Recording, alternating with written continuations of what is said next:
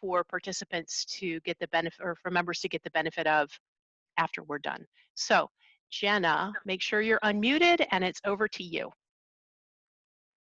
Good morning. Can you hear me? Yes. All right. I just want to say thank you. We're entering those dog days of summer in Washington, D.C. It's usually a pretty quiet month, but we are still full force into our pandemic. No end in sight as to when we might return to workplace for many of us. And I think this topic could not come at a better time, a topic of resilience and perseverance and future-proofing real estate investments. I appreciate all of those crew members and non-crew members that have pivoted really well from where we started at the beginning of the year of a full-fledged 2020 calendar of 60-plus events and at large awards and a big convention that Crew and Crew Network, Crew DC and Crew Network typically put on to an entirely virtual world. And I want to thank our committees that have done the same, particularly for this case, programs, which is responsible for our big events. If you've ever been to our lunches and breakfasts, and even last July, our happy hour at District Winery, where we bring together a couple hundred people to have a conversation and talk about emerging technologies and interesting topics. And this is no different. We're just going to do it in a virtual setting today. So I don't want to belabor the point. I know that you're not here to hear me speak, but this great group of panelists and moderator to have a conversation of what resilience really means to finance and government and real estate. How do we develop resilience and what are the challenges? So with that, I will be quiet and I will turn it over to the moderator. Thanks for hosting today. Thanks, Jenna. Hyon, over to you. Make sure you unmute yourself. Because remember, there we go. Perfect. Got it. Okay, so hello everyone again, and welcome to today's program. I'm Hyon Rah, principal and founder of RAH Solutions, and I'll be your moderator today. In recent years, we've been experiencing extreme weather and climatic events in a lot higher frequency, including the hurricane that just swept through the East Coast just a couple of days ago. It left many places in disarray and more than 3 million people without power. With that and the pandemic and the economic uncertainty that we're facing right now, I think resilience is something that's on a lot of people's minds. Our objective today is to share some thinking about what resilience means in the commercial real estate context and open a dialogue on how to integrate resilience into our work in a way that makes sense environmentally, socially, and financially. So very quickly on the format of this program, we're going to open up with a conversation among our 3 very esteemed panelists, then break into smaller groups for more intimate, facilitated discussions. After the breakout sessions, we're going to reconvene as a group for a Q&A session. And so if you have any questions during the panelist discussion, please type your questions in the chat box during the discussion, and then we'll address them during the Q&A session after the breakout segment. So for our panel today, we are really excited to have 3 industry leaders from government, finance, and development to share their insights. Our first panelist is Barbara Mackin, Senior Vice President of EagleBank, a veteran finance professional in charge of commercial real estate relations. Next, we have Patricia Earnest, Chief Investment Officer of Roadside Development, and an expert in financial strategy for commercial real estate development. Last but not least, we have Tommy Wells, Director of DC's Department of Energy and Environment. So let's get started. How about we start with you, Tommy? Your agency is responsible for protecting the environment and the natural resources of the district. What is your definition of resilience? Oh, you're muted, I believe.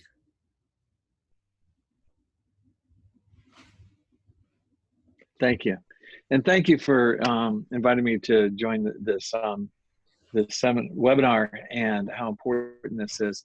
I mean, to talk about resilience in the midst of a pandemic and then the protests in DC and then yesterday's storm, which was not as bad as predicted for the city, but certainly we're a city that is impacted by internal flooding, flooding from the rivers, and then flooding from tidal flooding. So resilience really is about being able to protect the assets of the city so that we can continue to have normal life. I'm also the chair of DC Water. So we want to be able to know our sewer system works, our water, drinking water's clean and clear and available, that our power is on, and that resilience means all that being able to work in the midst of the kind of threats, both that's brought out by climate change and the threats by human action. So resilience is, again, making all those systems work that we need in order to have a safe civil society. Thank you. So Patty, is your definition different or similar to Tommy from a development perspective? Oh, you're also muted.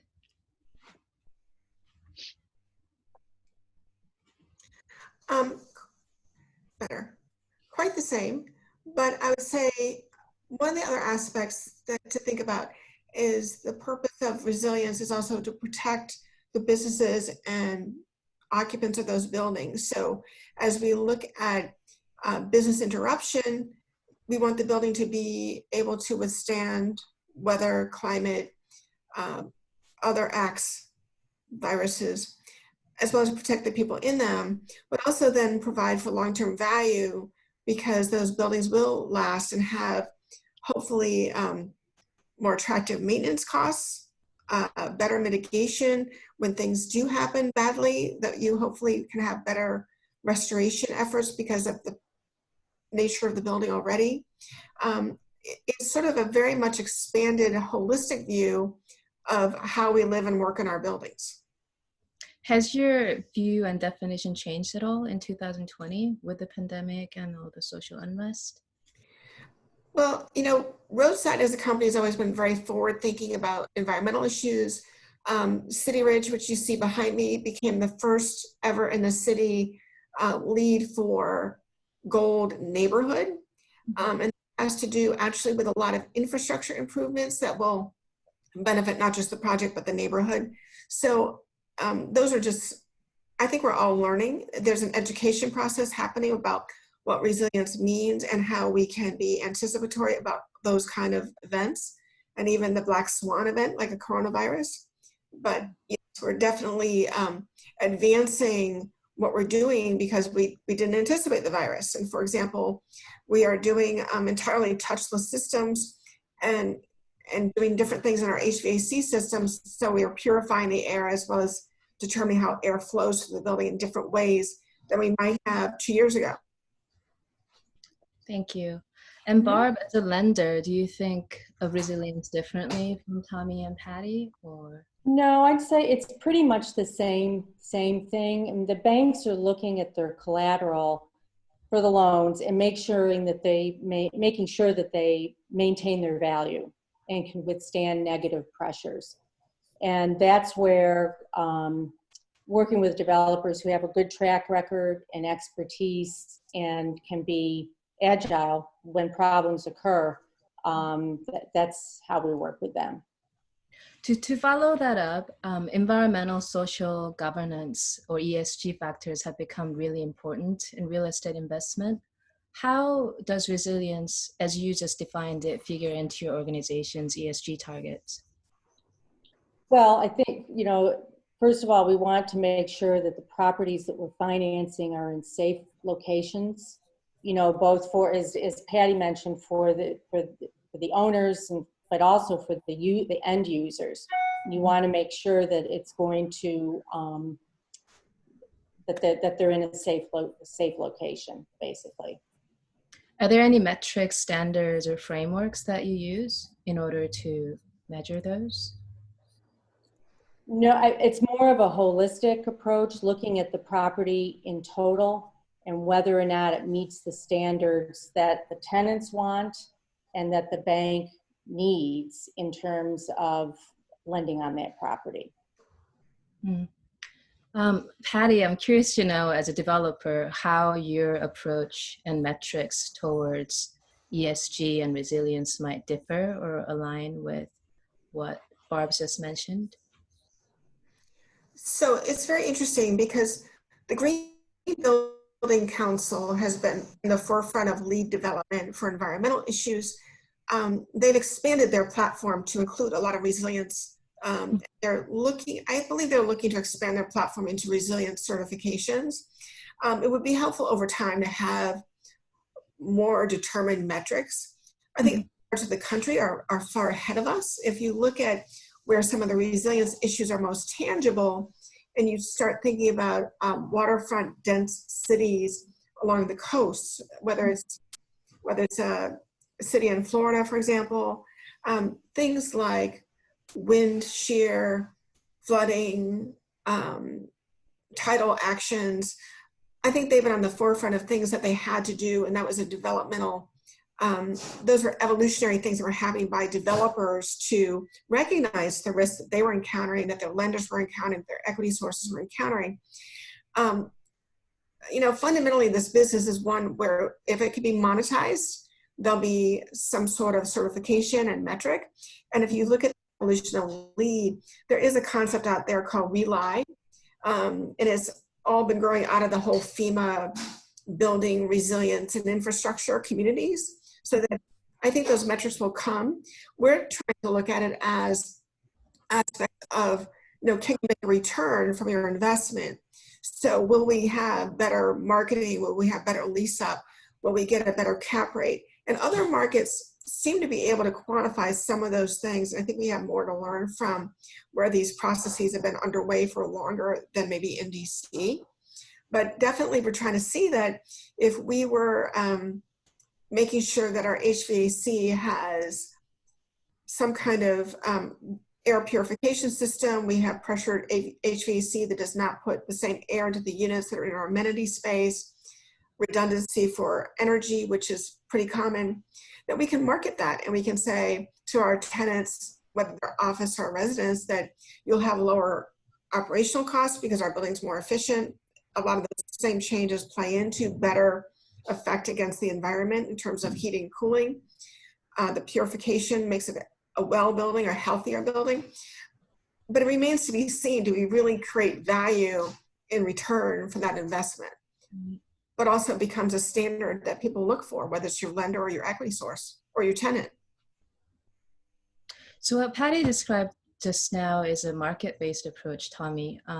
Is there something that an agency like DOE could help with to push it so that they can actually have the return on investment and see the financial value sooner than later?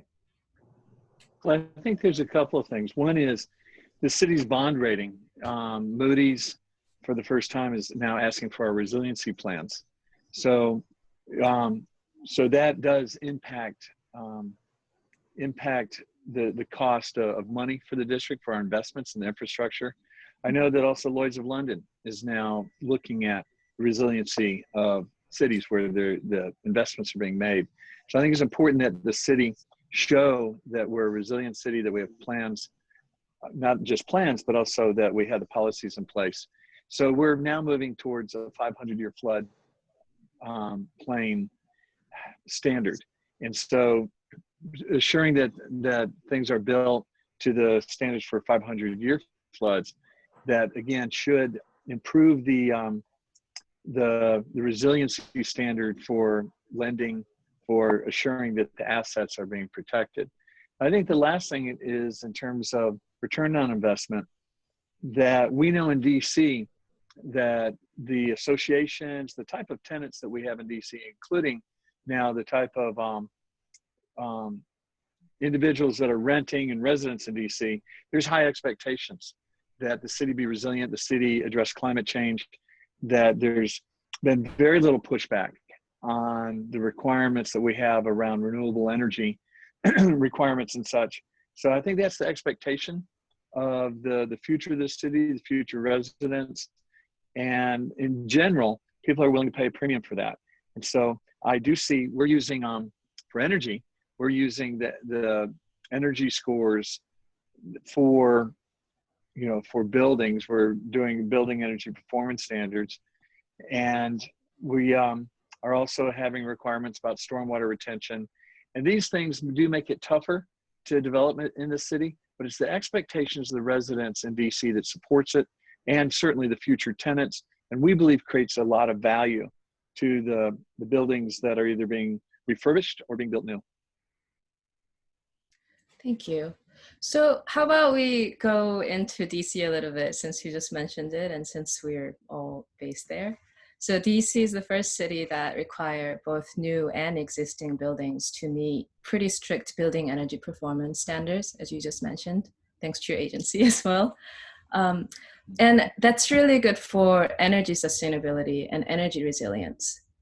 But there are also other factors that we need to take into account when it comes to resilience, especially when we're looking at taking a holistic approach, as Barb just mentioned, like floods, hurricanes, and more recently, pandemic that we're experiencing right now. And they tend to be trickier to quantify and measure, and they're quite a bit more location specific than energy. So a little bit scary to get into, but the incorporation of it really needs to happen sooner than later. So what do you envision, this is an open question for you all, as the first actionable, feasible step from your industry sectoral perspective to taking a holistic step and approach to resilience?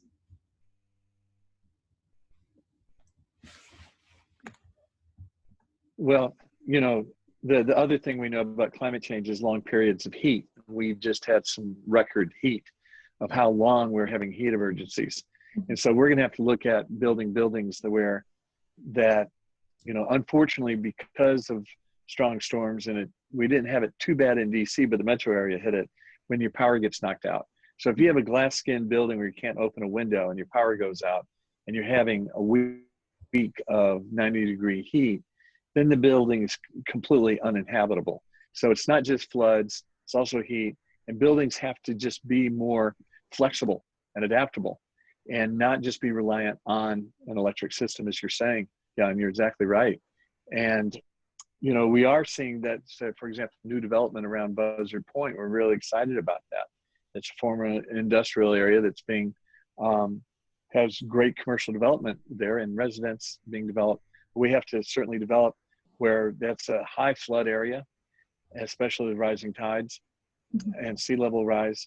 And then we do hope that we want to encourage our builders to build to where the buildings just have greater flexibility, not being just electricity dependent. What are your thoughts, Barb?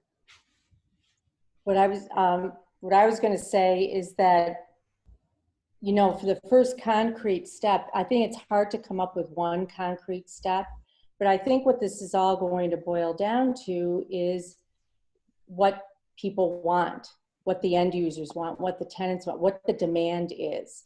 And I think over time, investors, tenants, owners, or buyers are going to require that the right safeguards be in place to deal with pandemics, with climate, or with weather and other environmental issues. So I think it's going to take some time, but I think it really comes from the demand standpoint.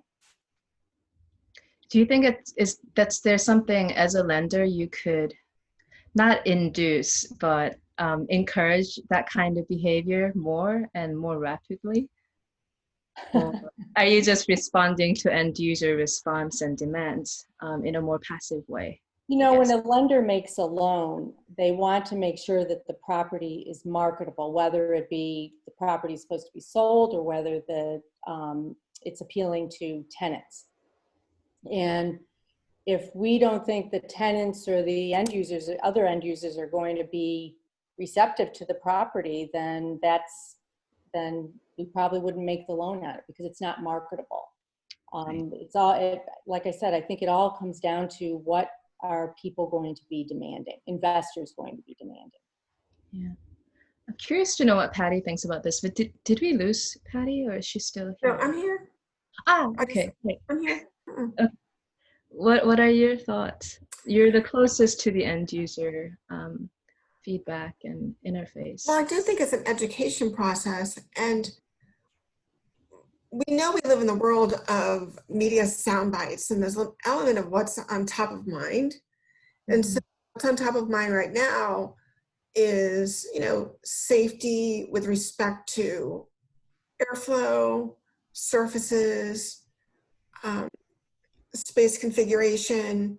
So you never build a building in a vacuum. It is a holistic process. So what you're trying to do is identify what's going to provide long-term value to you as an investor, to your lender, to your equity source if you bring in equity. But fundamentally, you have to serve the market, and the market, whether they're personal residents or corporate users, they often demand more and more information, and they already do. They demand information about Energy Star, and they want to know, occupancy costs and utility costs. And if you can show savings because of the environmental changes you made to your building, that's a very positive thing. I think some developers are better at marketing those things than others.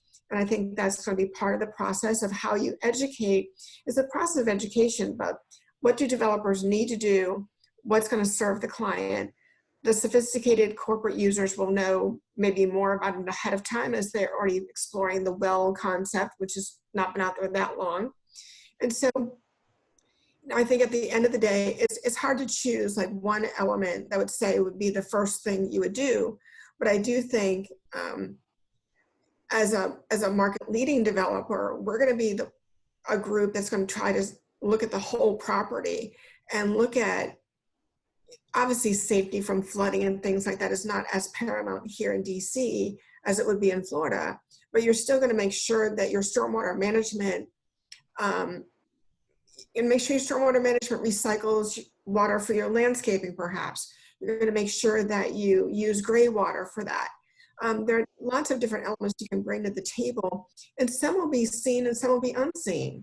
There are visible things, like if you see the buildings in California that have the louvered windows that actually move with the sun and go ahead and shelter the building in shade, essentially, even though there are glass curtain wall buildings with these very sophisticated sun-oriented shutters. No one's demanding that here in DC. Would it be an interesting element, a marketing tool? It may just be too expensive to ever implement here. But I think each market will be very individual about how it approaches what's really needed. When you talk about education, And let me add. Please go Yeah, ahead. let me add about Roadside. Roadside is a very thoughtful, good urban developer. Thank you. We're lucky to have Roadside in DC. And one of the things I like about Roadside is the idea of livable, walkable neighborhoods that are amenity rich where they develop. And so part of resiliency is not having to get in your car. That if you're dependent on traffic, being able to get to the things that you need, whether it be groceries or other amenities, you're not as resilient. And Roadside is thoughtful in their development and strongly supporting, multi-use for neighborhoods and having neighborhoods that have what you need to be able to walk to them. And so DC has a plan called Move DC, which is to try to reduce our dependency on internal combustion engines, the cars and such. And that kind of development is part of resiliency. That again, if you can walk to the grocery store, walk to for healthcare or other things that you need, is whether it's called 5-minute living or 15-minute access to Sure. amenities, it's resiliency. Well, thank you, Tommy. The other thing I was going to mention to follow on to that is also resiliency is about what you don't use. And so whenever you can rehab a building, like we are with the Fannie Mae headquarters, but we have older buildings, as the City Market property was the giant, there was the former market that's been incorporated into the giant structure. There's resiliency in what you don't use. And it's a more global benefit to the community or to the environment. I would like to touch really quickly on the education factor that you just mentioned, Patty. Is education on a session like what we're having right now so that people are aware of the issues? Is your education educating the people that are in schools at the moment to train up future professionals? what I'm wondering is there like a systemic way that you can think of to have a more of a game plan, I guess, so that people can be more aware and actually be more future looking towards integrating resilience instead of having a piecemeal, more opportunistic forums? I certainly don't think that would be a very holistic approach, because I think the needs are very different in local markets. But when you have FEMA that has their Building Resilience and Infrastructure Community Program, they have now opened for grants. They have, I want to say, $250 million of grants for building resiliency. If you have the architectural community, such as yourself, who just like, I don't know how many people have approached us about, COVID reconfiguration in terms of space design. We've all had these open plan commercial spaces, which now are kind of problematic in some ways when you have benches and other things, right? So, when there's a perceived need, part of what happens is the market responds to that. But I do think what happens is you have architects coming out of school, planners, designers who become educated as to this process. You have the FEMA effort. And if they're going to give money to people, people will recognize that and say, oh, these are things we can afford to do. You also have the Green Building Council, which in terms of its education of LEED has been pretty phenomenal success. They're embracing some elements of resilience because it kind of goes hand in hand. A lot of resilience efforts create environmental benefit. And I think they do see it as an opportunity to expand how they certify buildings as well. So I think it comes from associations, it comes from the professionals, it's going to come from the developer. Because if I start telling my corporate prospect, well, by the way, we have this purification of our air through infrared light, and we have pressurized HVAC between our hallways and our units. We have redundancy of our energy system for you. When I start telling my corporate clients that, they're going to go to the next building and say, oh, do you have this, that, and the other? So I think what happens is just the general opportunity to have it in the market creates then some demand for that, because people then recognize that this is a good thing. Right now, there's maybe less market demand for it because people aren't as aware, but awareness will grow. But it's, I think, all different pieces. And Barb's going to be one of those people saying, hey, by the way, how is this design accommodating the floodplain behind your site for all of your heavy equipment? Where is it? What are you doing? What's happening with your flood insurance? So it's going to come from all directions. It's a really aggregating kind of thing, my opinion. I agree. And I think what the pandemic and the climate change has taught all of us is that we need to, everyone needs to start thinking outside of the box about what the what ifs are. I mean, who would have ever thought 6 months ago that we would be dealing with a pandemic? And so we have to think outside, like I said, think outside of the box, what could happen? What are the solutions? And contingency plans, how do we deal with it? Thank you. Let's go back to DC now, which is, as Tommy mentioned, really extremely vulnerable to heat waves and also flooding. And they've been proven to affect lower income communities disproportionately. And as we know, multiple projections based on scientific data on climate indicate that they will only get severe over time. So we have a lot to think about and worry about in our hands in terms of building in resilience. And I was curious to know, starting with Tommy, what is your agency doing to address this for the future, not just from a flood and energy perspective in a not as related manner, but in a holistic way moving forward? So that's a great question. It's a great question at two levels. The first level is the mayor's made it real clear that we need more affordable housing. And so as we come out with the 500-year floodplain rules, the pushback has been, well, you're going to make the housing cost more that we build.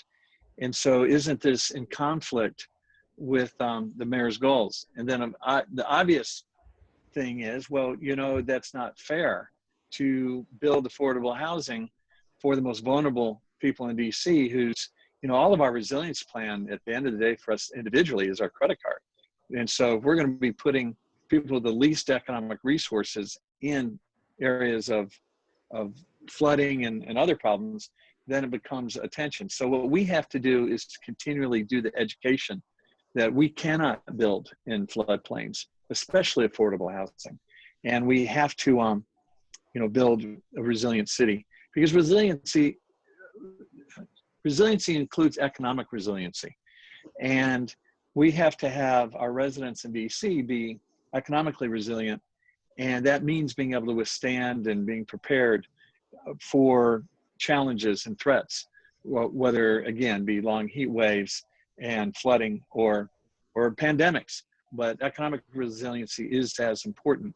So what we can do is continue to say that why we're having these regulations, and continue to do community education, support our development community and those that are making investments in the city. But it all has to work hand in hand. And we have to take the long view and not the short view. I mean, if anything about the pandemic should teach us anything, is that the long view is the most responsible way to go. So that brings to my question for Barb. I'm curious to know if you think there's a role for and benefits to lenders to mitigate risks such as what we just talked about, the pandemic, the equity crisis, and so on. There's absolutely an advantage for lenders to invest in projects that have those contingency plans and are approaching the projects this way, because that's what the bank is. As I said at the beginning, the bank is looking at its collateral for the loans that it's making, and they want to make sure that that collateral is going to sustain its value and withstand any kind of disasters of any kind that might happen. So yeah, the bank will be interested in making sure that all of those plans are in place, that they're dealing with a developer that has the experience and the track record to work with that, and that it's meeting the demands of the users. The property is meeting the demands of the users. What is the timeline that you take into account for these collaterals when you review possible loans? The timeline that it takes us to review? The time scale that you look at the health of the collateral that you're making the loan for. Are you looking at 30 years, 10 years?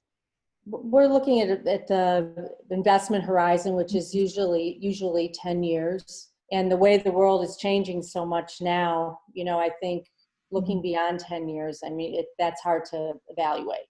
Yeah. But are there discussions about making that longer than 10 years because of what's been happening? No, I mean, we're pretty much looking at a 10-year horizon at this point. Got it. Okay. Thank you.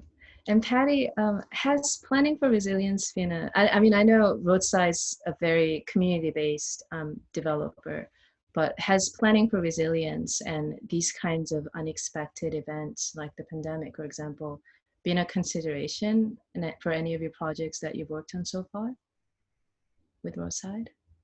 So I wanted to comment on Barb's answer first, though. Oh, please. The role of a lender in a bank lender is typically a shorter term horizon for their collateral value impact. So despite the fact that her investment horizon might be no more than 10 years, you know, she want to make sure that building is going to last 25 years. From a development standpoint, there are merchant builders who will sell a building as soon as it's stabilized, and we know who they are. And a lot of times they don't build the best construction quality because they're merchant builders and they're not building monuments to themselves. On the other end are people like Hines who build monuments and want them to be that way for a long, long time. And even Roadside, who really wants their buildings to be legacy buildings for their next generation. So there's a really, just to point out to the group, there's a lot of different horizons that come into play when you talk about how resiliency works. I'm sorry, other question was. I'm so sorry. No, has planning for resilience been a consideration for your projects? Well, certainly, we can go back to our city market project, which is over in the Shaw neighborhood. And that project it was a former Giant on a ground lease. It was a ramshackle Giant that was still doing huge numbers per square foot. They wanted a new building. The site was quite large. It's 2 full city blocks. It was on a ground lease. And Roadside came forward with a plan to use the old O Street Market, incorporate that into the Giant construction, which inherently, using this heritage piece of real estate was an attractive thing, but also it is a resiliency thing in using something that's there. But those assets, for example, you asked about how do we serve the community. There's a 90-unit senior affordable project there called the Hodge, and that building is built to the same standards or better than the city market buildings.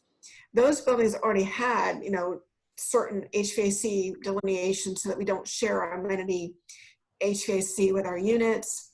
We have, we've incorporated things over time. We did all LED lighting in our garage in the last 2 years. So you continue to build on those experiences. And so, we've been looking at these aspects for a long time, but I think what does happen is the market evolves and things happen. We're going back and putting touchless systems in the city market. Those buildings were built in 2013, 14, and 2017. But we're going to try to continue to make those buildings state of the art with whatever changes we can make to accommodate what we think these resiliency things need to be. We certainly found in that design that some of our stormwater drainage in the property was not as robust as it needed to be. That will be more robust at City Ridge, and also our whole stormwater of the site has had a lot more attention to it and how we handle the landscaping in the future. So that I think it's an evolutionary thing, but I think the company has always been, more mindful of those things, and it certainly started with maybe a more environmental bent. And I would say resiliency is not to be confused with environmental, but I think it is a natural outgrowth. It becomes anticipatory. If you think about how FEMA has been a REACT organization for a long time, part of their BRIC proposal, as they call it, is to use some of those dollars that would be reactive to be proactive and forward thinking about how do you avoid risk and mitigate risk versus having to deal with it later. And it's the same thing from a developer standpoint. On that, we're getting to the end of our time, but I do have one quick question for everybody. We have less than a minute on my timer, so we can go a little bit over. Based on our discussions that we just had, what would you like to see your fellow panelists' respective sectors do more to promote and build in resilience in the commercial real estate development sector? I would like to ask both of them, especially Roadside, what do they need in order to build flexible buildings? What I mean by that is to be able to change the use. We've got, a high vacancy rate now, about 15% downtown of our commercial buildings. I know you get a higher rate of return on commercial buildings, but the city benefits if people, from income tax and such, if they live there. But what is needed in order to create buildings that can flex to different uses?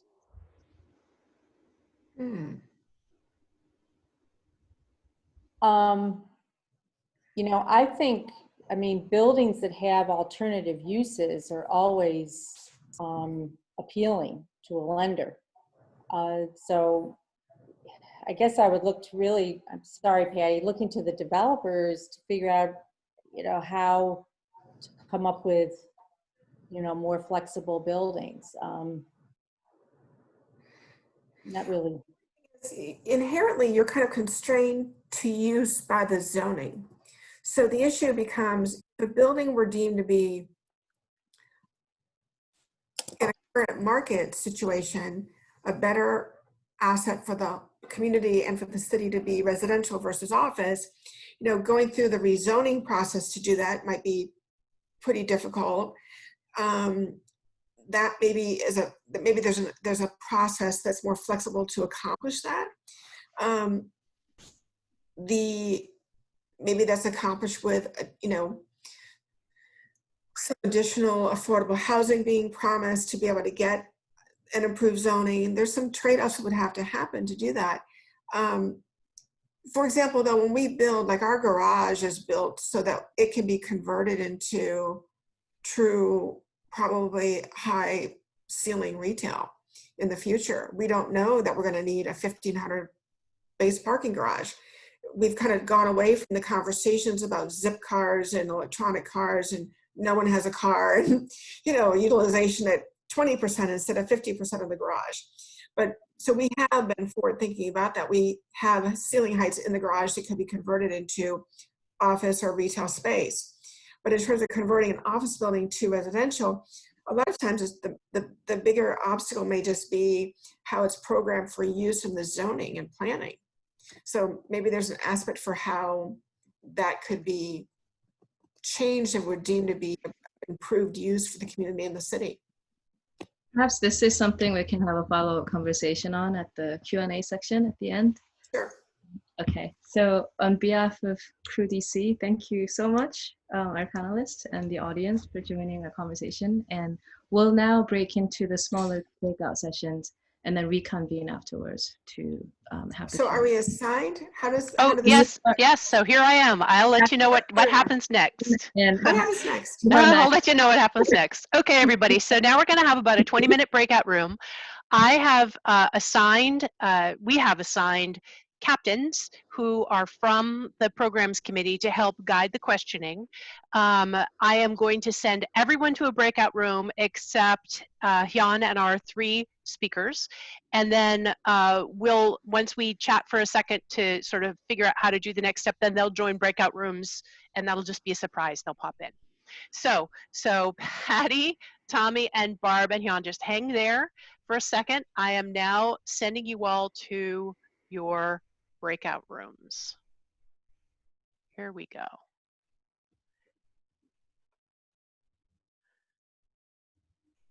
There they go. Oh, wow. This is crazy. Isn't it fun? Yes. Yeah.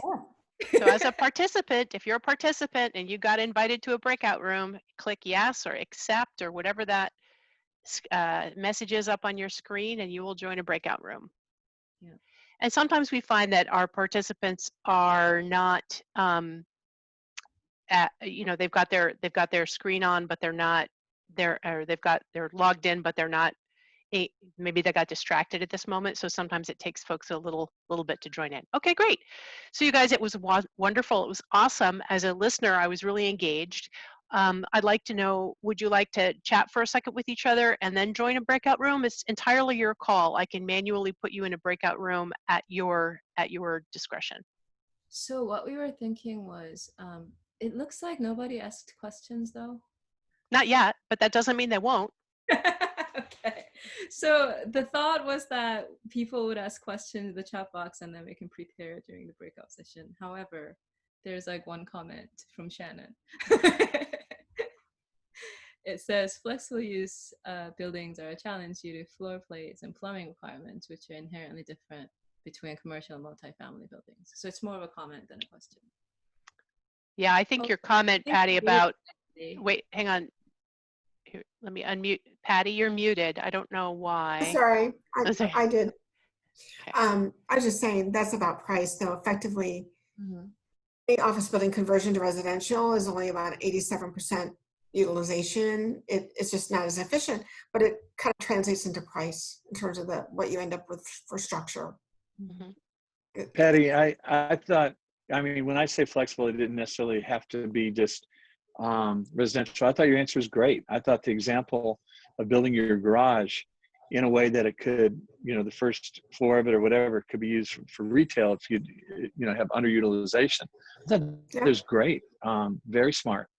And hopefully, it's a very expensive garage. We hope it could be retail. Yeah.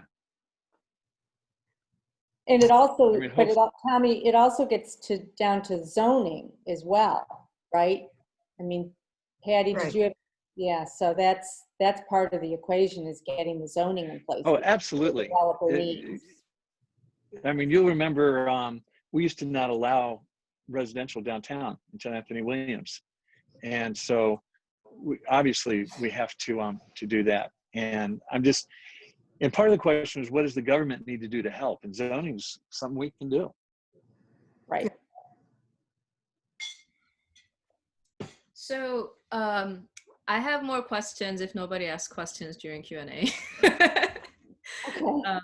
Or, I mean, we'll open it up so that they could either, is it a good idea to have them mute their mics and talk, Kathy? Or does that open it up to a risk?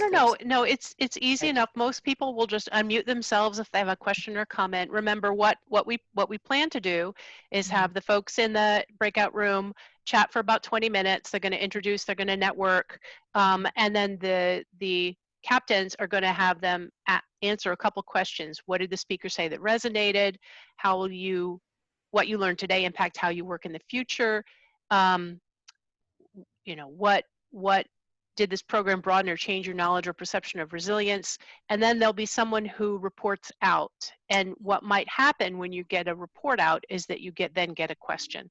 So I'm confident that there will be both comments and questions that will come out to finish out the last several minutes of the program. And we are leaving them in there for 20 minutes. And I believe that I put them all in there about 4 minutes ago. Is that right? I think that's right. 20 minutes is a long time. I know it is.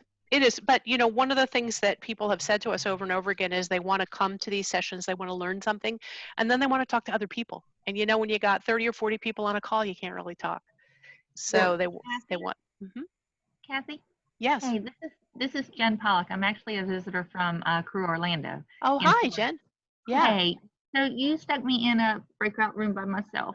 Oh, no, that's really terrible. Oh, no. Oh, no. You know what? I'm going to fix that right now, Jen. I'm really sorry. I don't mind eavesdropping on you guys, but Yeah. you know, I'd love to be a part of the conversation.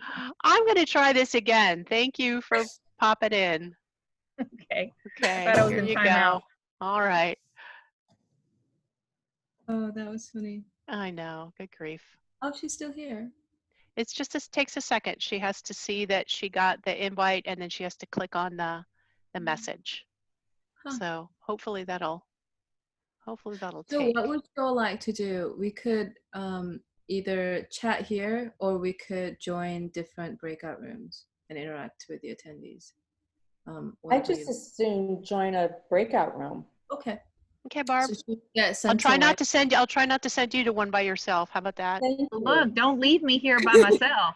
Oh, Jen, you're still there. Gosh. Okay. So let me see what's wrong. Why is this not working? I mean, I did select your invite. It was nobody else in there. Right. Well, I just sent another one to join breakout room 4. Well, But I guess it did take a minute to get here. Okay. Maybe isn't that great? The internet has to go like carrier pigeon when you're a little bit further away. So Is that right? all right. Okay, so I'm going to try to put everybody else into breakout rooms now. Okay. So Barb, I'm assigning you to number 1. Oh. Hyon, I'm assigning you to number 2. I'm skipping 3. Oh, that's so strange. Why is Barb by herself? Okay, and then Patty, I'm assigning you to 5. And Tommy, I'm assigning you to 6. And Barb, what happened to my breakout room 1?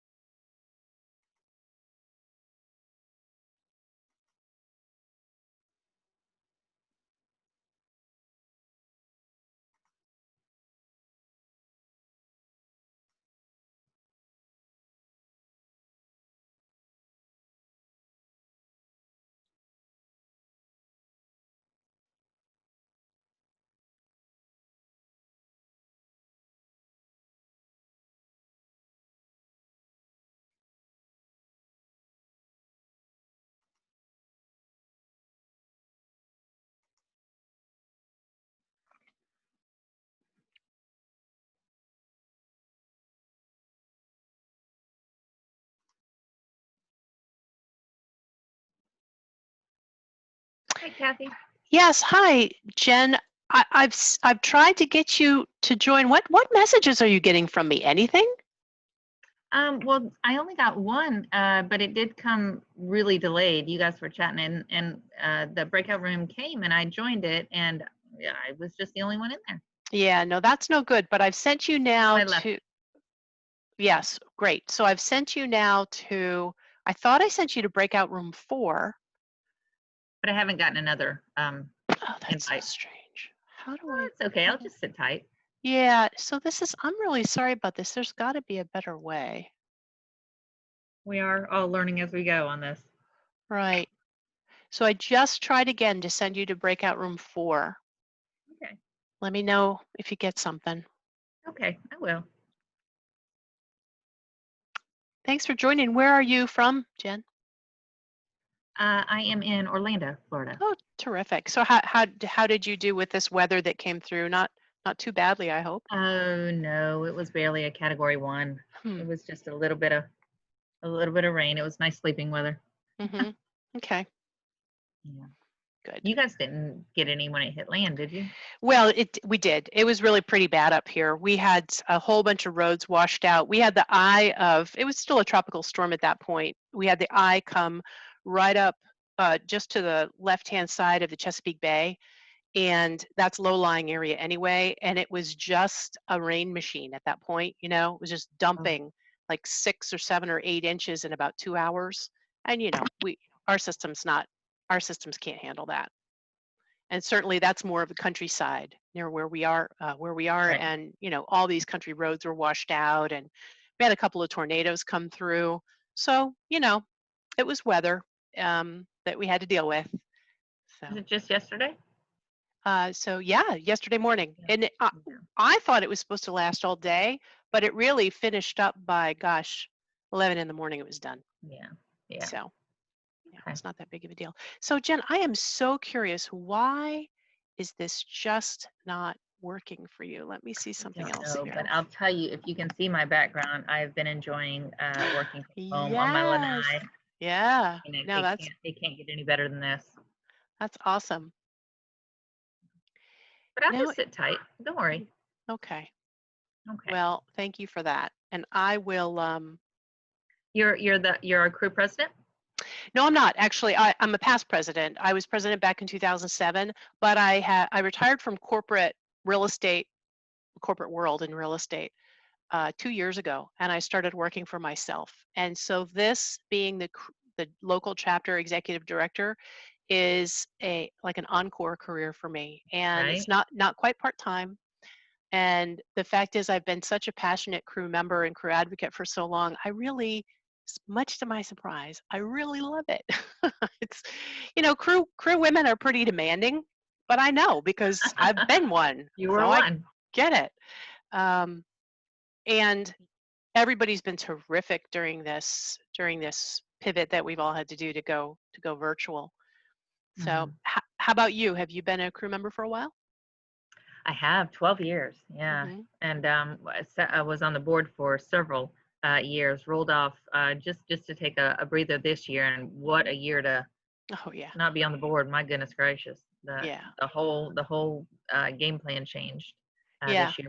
We do some pretty large events down here in Orlando, and we just had the convention last year. Yep. So I was so sad to hear convention in Austin was going to go virtual.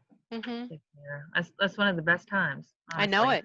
I know it. I love convention. I love the leadership conferences. I like seeing people in person. We do multiple events a month in person, different sizes, of course. And I'm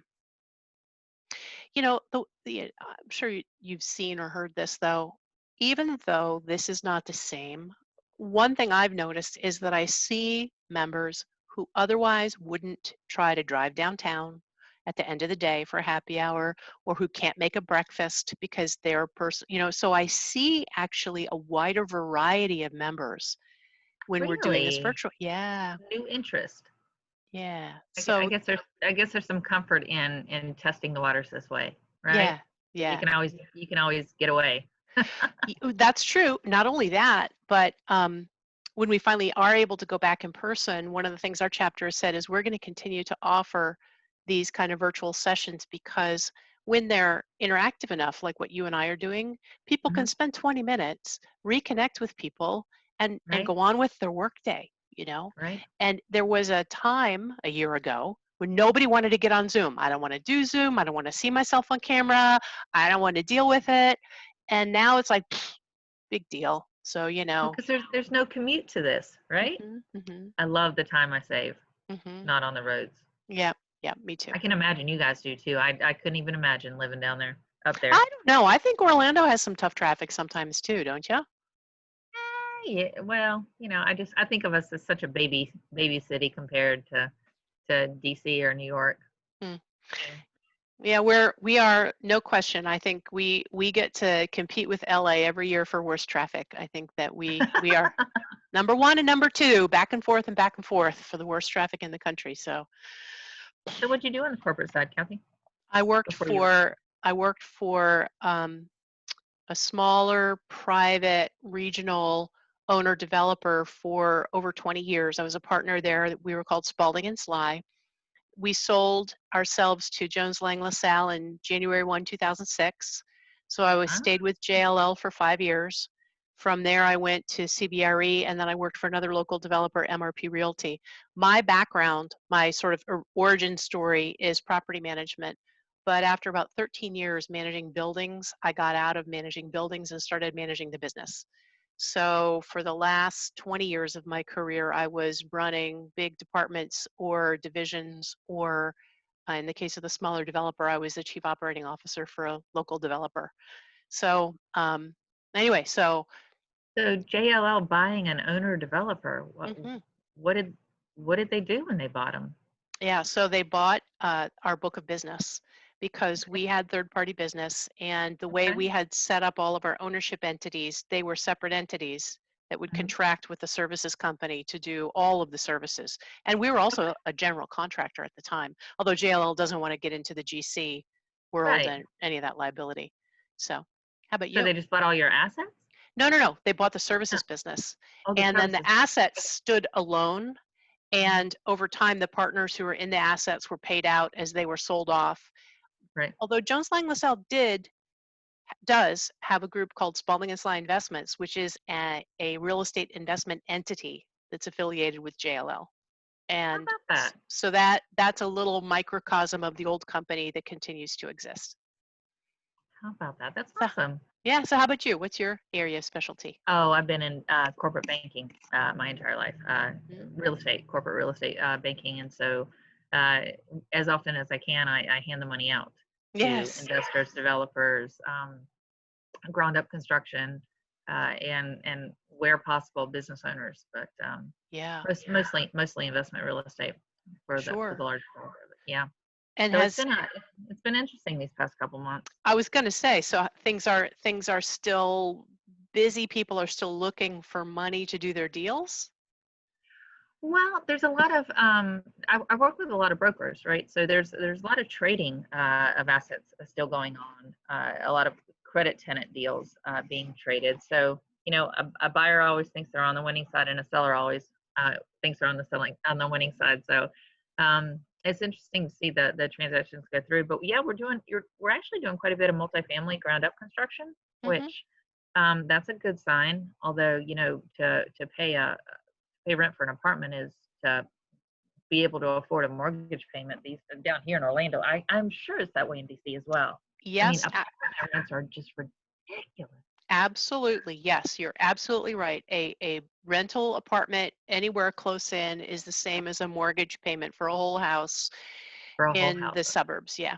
So there's That's no right. doubt. And the difference is, of course, you don't need the down payment money. And And you can walk away.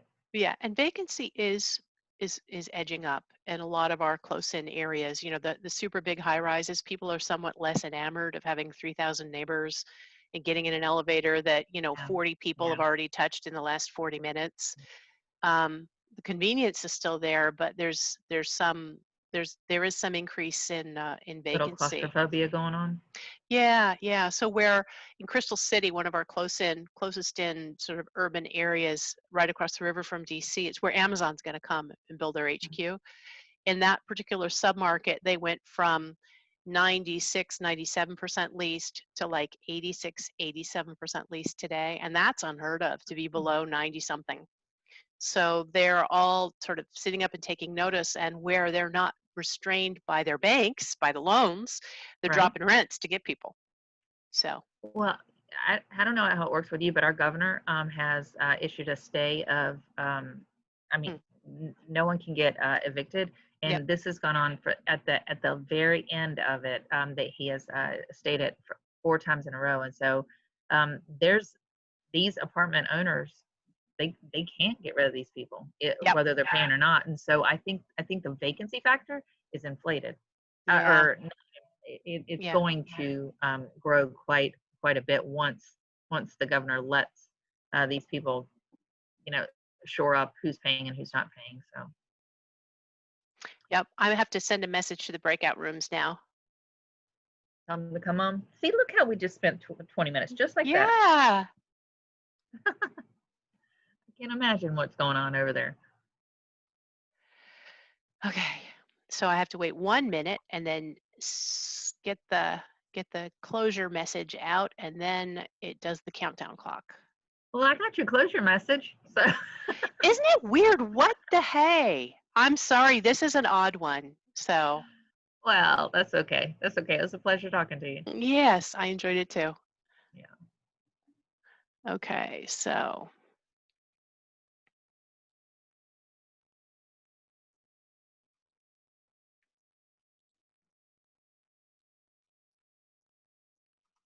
Okay. Now it's the 60-second countdown clock. Dun, So, dun. yeah. So people who are having a good conversation will join us at the last possible second. They'll get like cut off mid. The people who start joining us early, we're able to sort of wrap it up a little bit. So. Yeah. We don't have an executive director. We use corporate Crew Network for our executive director. We use Crew Network as well, but we've got about 500 members, and so we've got holy cow. So we got a lot of local stuff that has to happen in addition. I mean, we use Crew Network for the accounting, we use them for website management, we use them for the registration page setups, all that stuff. So we do still use them quite a lot. So everybody's coming Kathy back. and I had a wonderful conversation. We did. We had our own little breakout room, Jen and I. I couldn't get Jen into a breakout room to save my life. I don't know what was wrong with that. So we were meant to chat. That's right.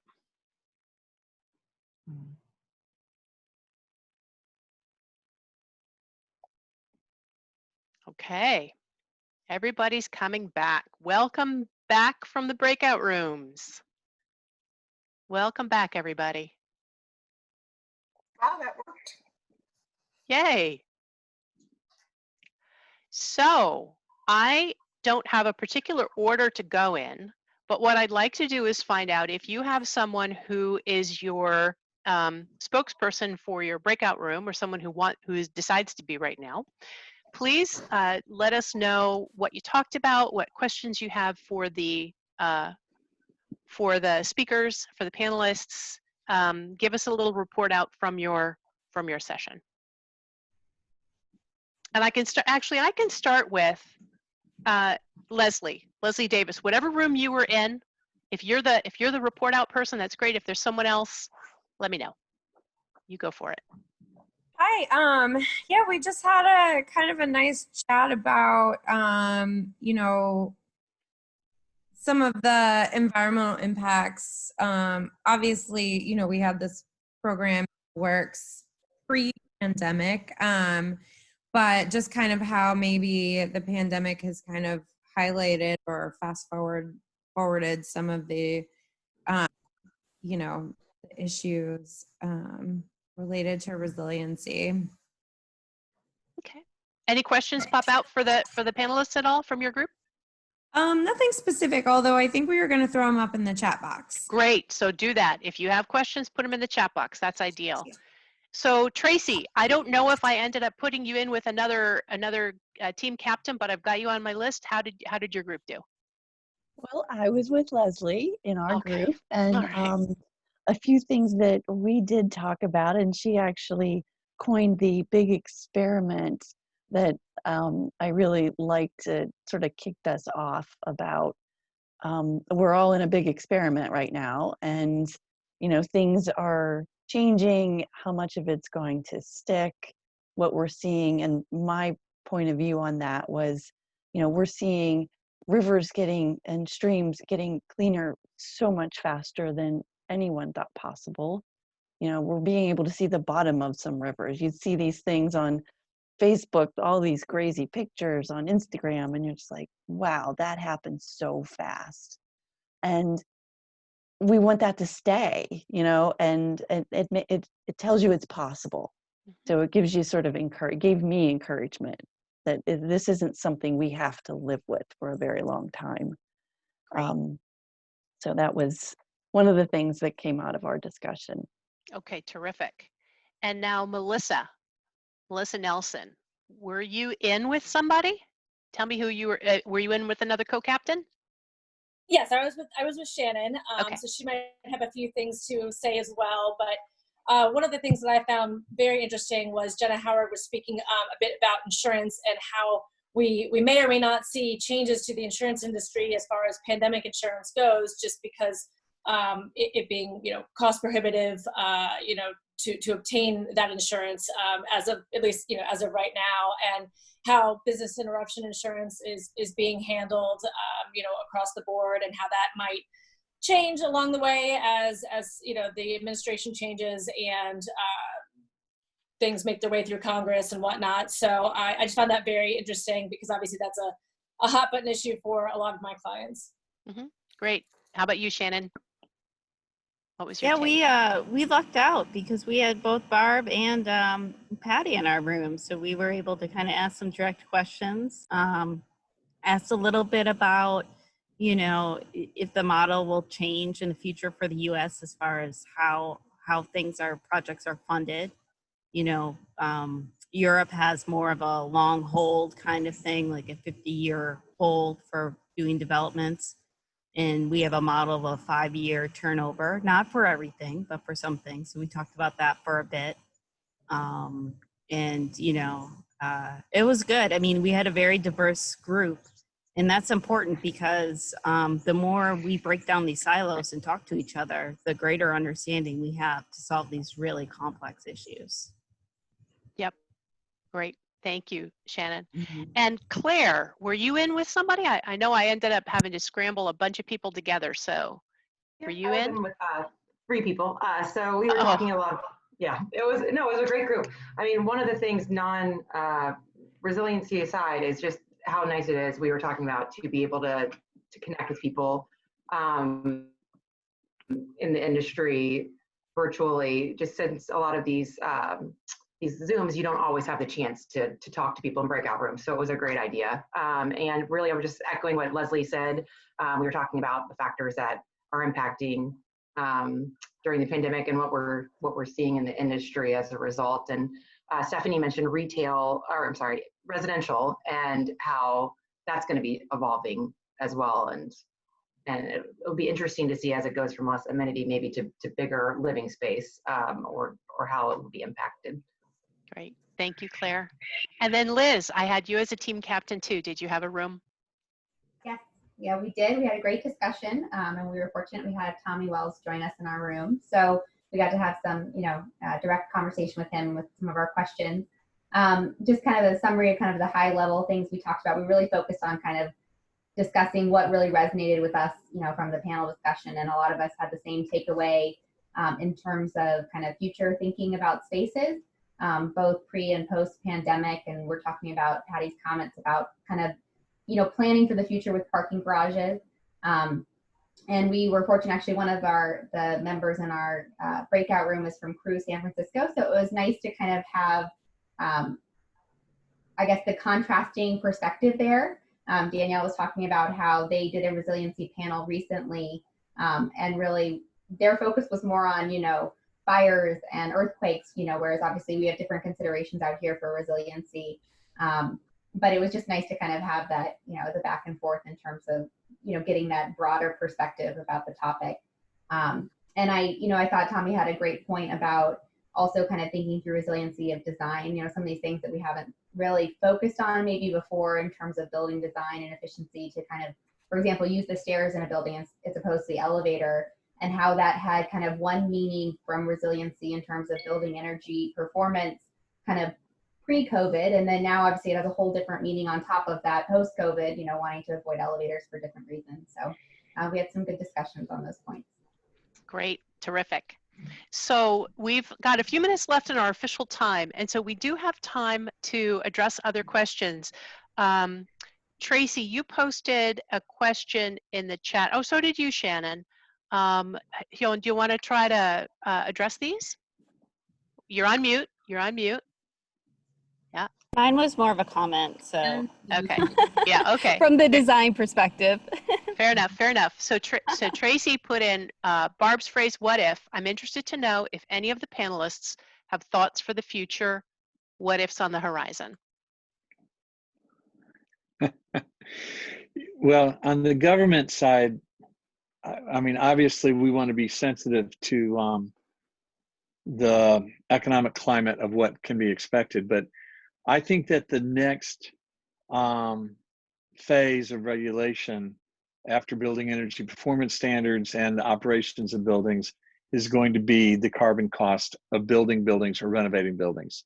This is some parts in Europe have already done this, but we're going to start looking at what materials you use and how much carbon's involved, and also what's the possibilities in DC with the height limit of what can we build with timber and what would that take. Interesting. My guess is that since we're not allowed to go too high, timber is a real viable option. I don't know anything about timber. It is. Yeah. It is. You're right. Yeah, it's great. How about you, Patty? What about what ifs? You know, I think one of the great questions in DC is affordable housing.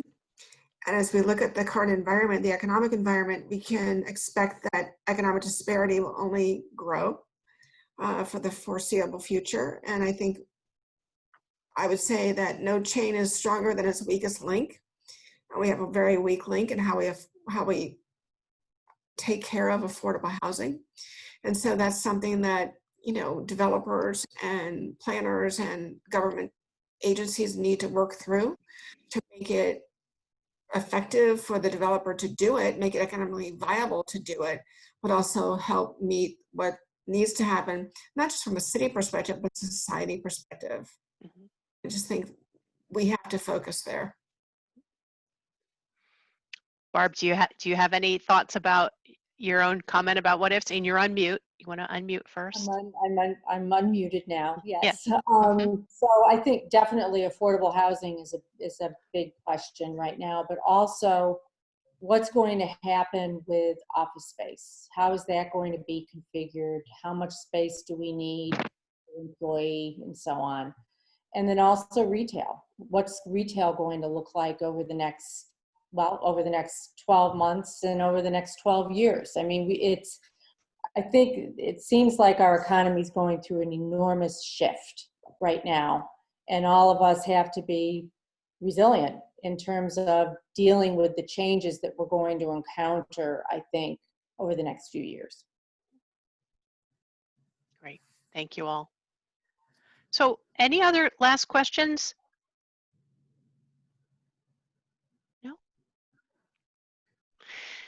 Then I want to say thank you. Thank you, Hyon, for moderating this program. Thank you to our programs committee for putting it together. And thank you to Tommy, Barb, and Patty for leading the discussion. We really appreciate your time and your energy for us all at Crew. Thank you all for being here. I enjoyed my conversation with you, Jen. I'm glad to have met you.